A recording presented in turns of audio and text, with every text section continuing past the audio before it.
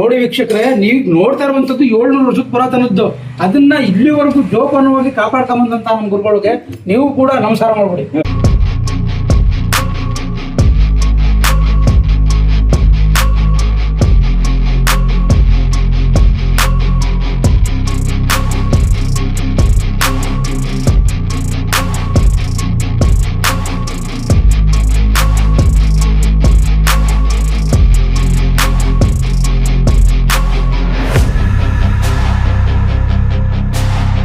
ನಮ್ಗೆ ಅರಕೆ ಮಾಡ್ಕೊಂಡು ಒಂದ್ ಇಬ್ರು ಮಕ್ಳಿಗೂ ಮಾಡ್ಕೊಂಡು ಇಬ್ರಿಗೂ ಒಬ್ಬ ಮಗನ್ ಗಂಡ ಆಯ್ತು ಒಬ್ಬ ಮಗನ್ ಹೆಣ್ಣು ಆಯ್ತು ಇಲ್ಲೇ ಮಾಡ್ಕೊಂಡು ಹೋದ ನಾವೇ. ಯಾಕಂದ್ರೆ ದೇವ್ರ ಬಗ್ಗೆ ತಿಳ್ಕೊಂಡ್ರೆ ನಾವು ಉದ್ಧಾರ ಆಗ್ಬೇಕು, ಒಂದ್ ಮುಂದಕ್ಕೆ ಹೋಗ್ಬೇಕು, ಒಳ್ಳೇದಾಗ್ಬೇಕು, ಒಳ್ಳೆ ತರ ಹೇಳ್ಬೇಕು.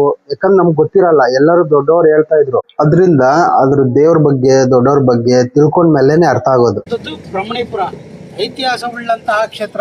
ಈ ಕ್ಷೇತ್ರದ ವಿಶೇಷತೆ ಏನು, ಇಲ್ಲಿ ಬಂದಂತಹ ಮಹನೀಯರು ಯಾರ್ಯಾರು ಅನ್ನೋದನ್ನ ನಿಮ್ಗೆ ಹೇಳ್ತಾ ಹೋಗ್ತೀನಿ, ಬನ್ನಿ. ಹಾಯ್, ಹಲೋ, ನಮಸ್ಕಾರ. ನಾನು ರಾಯರ ಭಕ್ತ ಶಿವಕುಮಾರ. ನಾನಿವತ್ತು ಎಲ್ಲಿಗೆ ಹೋಗ್ತಾ ಇದ್ದೀನಿ ಅಂತಂದರೆ, ಮೊದಲು ಈ ವಿಡಿಯೋ ನೋಡಿ ಆ ನಂತರ ನಿಮ್ಮ ಜೊತೆ ಮಾತಾಡ್ತೀನಿ. 7 ಕಿಲೋಮೀಟರ್ ದೂರದಲ್ಲಿ ಹನುಮಂತ ದೇವ್ರ ಗುಡಿ ಅದು ಬ್ರಹ್ಮಣಿಪುರ ಅಂತ ಊರ ಹೆಸರು.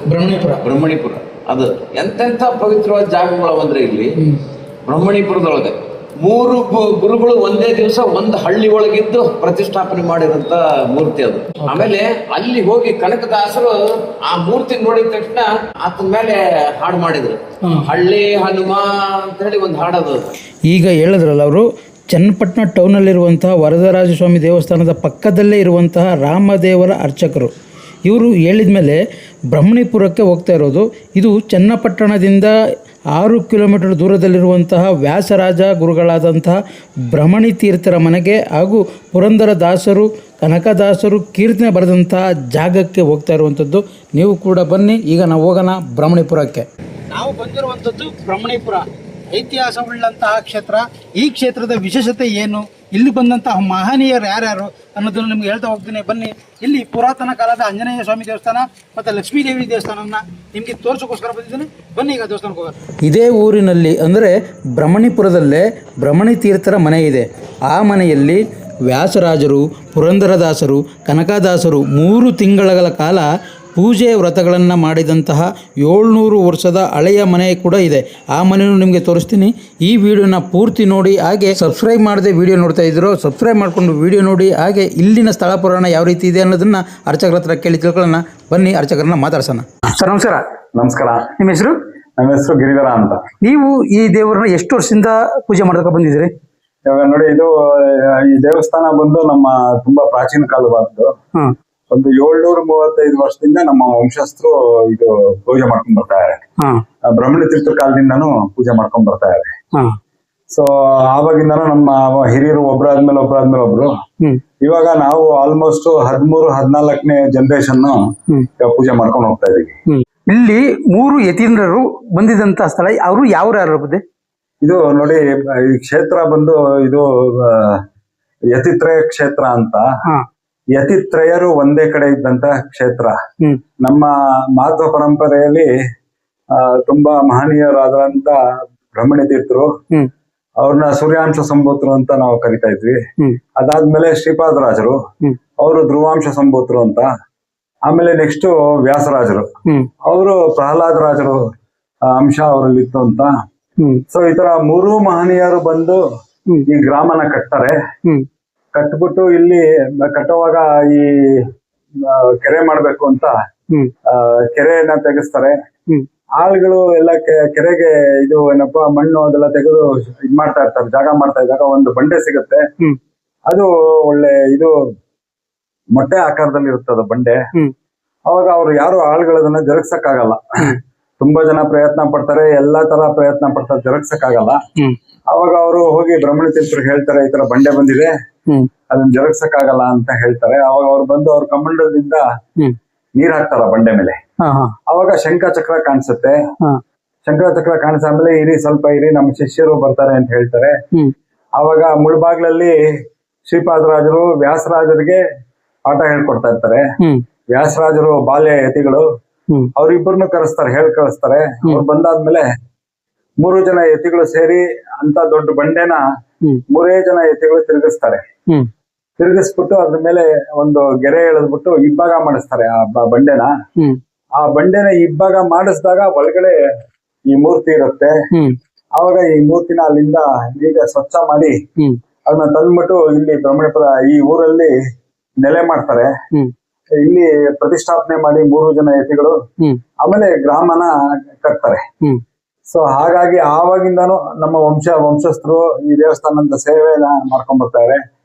ಸೊ ನಾವು ಈ ತೋಟಂತಿಲ್ಲಾಯ ವಂಶಸ್ಥರು. ನಾವು ಉಡುಪಿ ಹತ್ರ ಕಾಪು ಅಂತ ಜಾಗ ಇದೆ, ದಂಡತೀರ್ಥ. ಆ ವಂಶಸ್ಥರು, ಆ ಮನೆ ತಂದವರು. ಕದಂಬರು ಇದ್ದಾಗ ಬನವಾಸಿ ಇದಾಗಿದ್ದಾಗ, ಕ್ಯಾಪಿಟಲ್ ಆಗಿದ್ದಾಗ, ರಾಜ್ಯಕ್ಕೆ ಮುಖ್ಯ ನಮ್ಮ ಕರ್ನಾಟಕ ರಾಜ್ಯ ಕದಂಬರು ಬನವಾಸಿಲಿ ಇದ್ದಾಗ ಇದು ಏನಪ್ಪಾ ಇವರು ನಮ್ಮ ಹಿರಿಯರನ್ನ ಕಳಿಸ್ತಾರಲ್ಲಿ ವ್ಯವಸಾಯದ್ದು ಹೊಸ ವ್ಯವಸಾಯದ್ದು ಇದನ್ನ ಹೇಳ್ಕೊಳಕ್ಕೆ ಅಂತ ಕಾಪುವಿಂದ ಕರೆಸ್ತಾರೆ ಬನವಾಸಿ ರಾಜರು. ಅವಾಗ ನಮ್ಮ ಹಿರಿಯರು ಅಲ್ಲಿ ರಾಮಾಚಾರ ಕೃಷ್ಣಾಚಾರ ಅಂತ ಅವ್ರಿಬ್ರು ಅಲ್ಲಿರ್ತಾರೆ. ಬ್ರಹ್ಮಣಿ ತೀರ್ಥರು ಸಂಚಾರ ಮಾಡ್ತಾ ಇದ್ದಾಗ ಅದರಲ್ಲಿ ಒಬ್ರು ಅವ್ರ ಶಿಷ್ಯತ್ವ ತಗೊಂಡು ಇಲ್ಲಿಗೆ ಬರ್ತಾರೆ. ಇಲ್ಲಿಗೆ ಬಂದಾಗ ಅವ್ರ ಗ್ರಾಮ ಕಟ್ತಾರೆ. ಗ್ರಾಮ ಕಟ್ಟದಾದ್ಮೇಲೆ ಪ್ರತಿಷ್ಠಾಪನೆ ಆಗುತ್ತೆ. ಪ್ರತಿಷ್ಠಾಪನೆ ಆಗ್ಬಿಟ್ಟು ಅವಾಗ ಅವರು ಕೃಷ್ಣಾಚಾರ್ಯ ಬ್ರಹ್ಮಣಿ ತೀರ್ಥರು ನೀವೇ ಮುಂದಕ್ಕೆ ವಂಶಸ್ಥರು ಈ ದೇವರ ಸೇವೆ ಮಾಡ್ಕೊಂಡು ಹೋಗ್ಬೇಕು ಅಂತ ಅನುಗ್ರಹ ಮಾಡ್ತಾರೆ.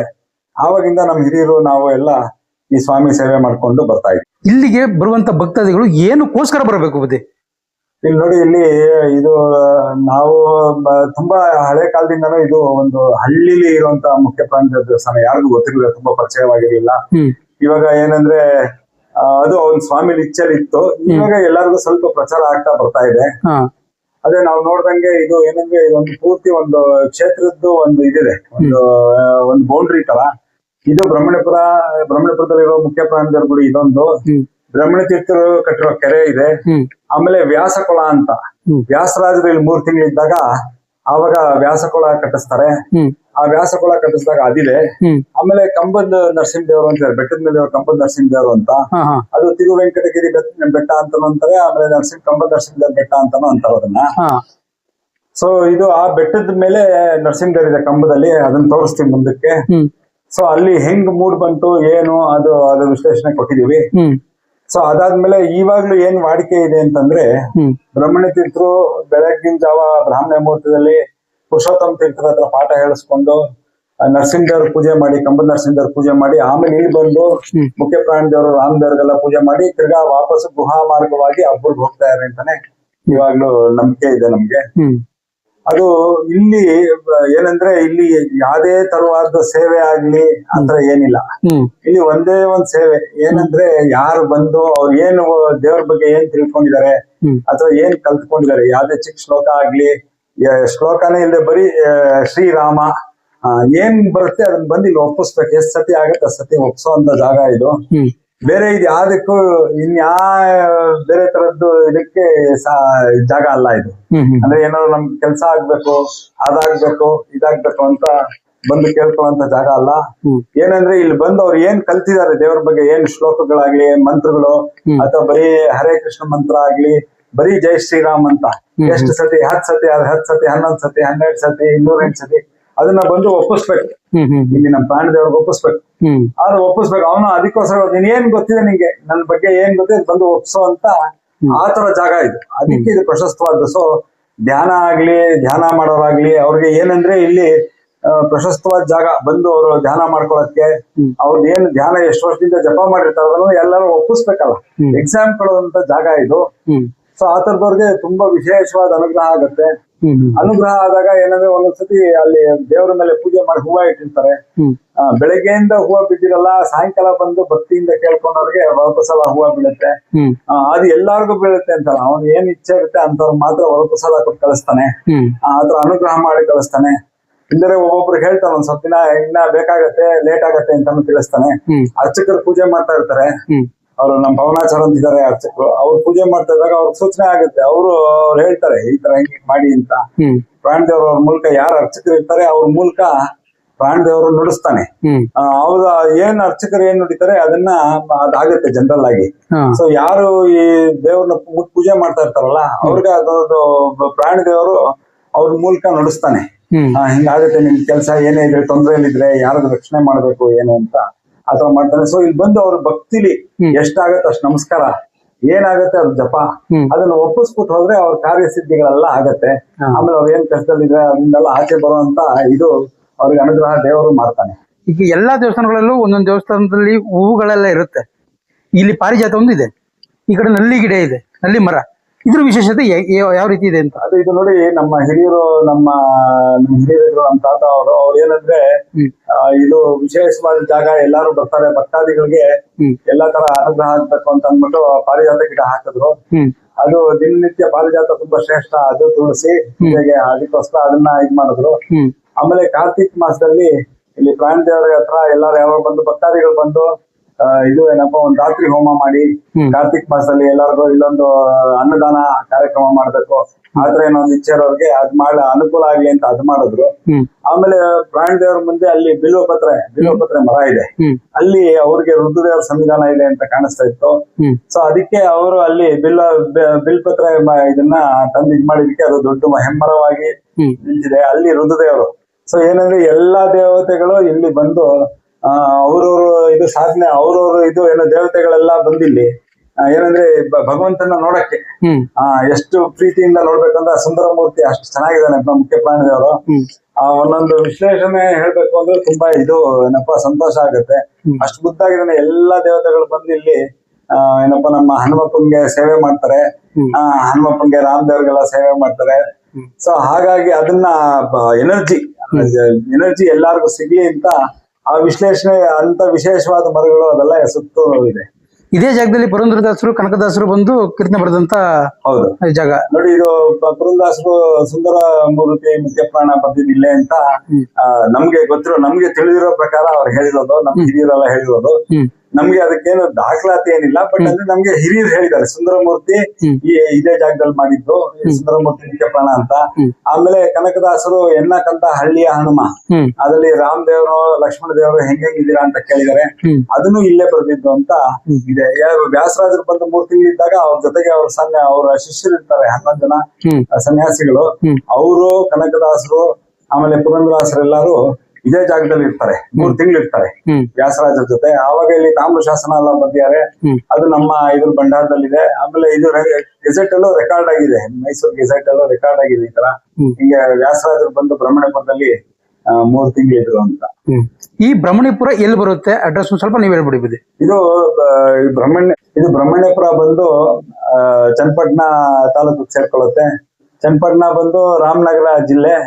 ಸೊ ನೀವು ಬೆಂಗಳೂರಿಂದ ಬರ್ತಾ ರಾಮನಗರ 8 ಅಂತ ಒಂದು ಇದಿದೆ ಏನಪ್ಪಾ, ಹೈವೇಲ್ ಬಂದ್ರೆ ರಾಮನಗರಕ್ಕೆ 8 ಕಿಲೋಮೀಟರ್. ಅಲ್ಲಿ ನೀವು ಡಿವಿಯೇಷನ್ ತಗೊಂಡು ರಾಮನಗರಕ್ಕೆ ಬಂದು ರಾಮನಗರದಿಂದ ಚನ್ನಪಟ್ಟಣ ಎಂಟರ್ ಆಗ್ತಾ ಇದ್ದಂಗೆ ಶೇರು ಹೋಟೆಲ್ ಅಂತ ಒಂದು ಜಾಗ ಇದೆ, ಅಲ್ಲಿ ಲೆಫ್ಟ್ ತಗೋಬೇಕು. ಅಲ್ಲಿ ಲೆಫ್ಟ್ ತಗೊಂಡ್ರೆ ಕರೆಕ್ಟ್ 4 ಕಿಲೋಮೀಟರ್ಸ್.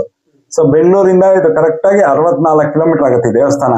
ನಮ್ಮ ಬೆಂಗಳೂರು ವಿಧಾನಸೌಧದಿಂದ ಇಲ್ಲಿಗೆ ಕರೆಕ್ಟ್ ಆಗಿ 64 ಕಿಲೋಮೀಟರ್ ಆಗುತ್ತೆ ಈ ದೇವಸ್ಥಾನ.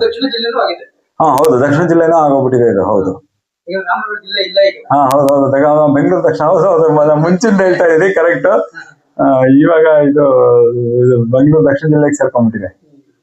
ಅಂದ್ರೆ ಇಲ್ಲಿ ವಿಶೇಷವಾಗಿ ಸಾಲಿಗ್ರಾಮದ ವಿಶೇಷತೆ ಅದ್ರ ಬಗ್ಗೆ ಸ್ವಲ್ಪ ತಿಳ್ಕೊಡ್ಲಿ. ಯಾಕಂದ್ರೆ ಭೀಮ ಪೂಜೆ ಮಾಡಿದಂತ ಕಾಲದಲ್ಲಿ ಅದು ಮೈನ್ ಆಗಿ ನೋಡಿ. ಇದು ಒಂದು 2 ವರ್ಷಕ್ಕೆ ಮುಂಚೆ ಸುಮಾರು ಇದು ಮತ್ಸ್ಯ ಸಾಲಿಗ್ರಾಮ ಇಲ್ಲಿ ದೇವ್ರ ಪೂಜೆಗೆ ತಂದ್ವಿ.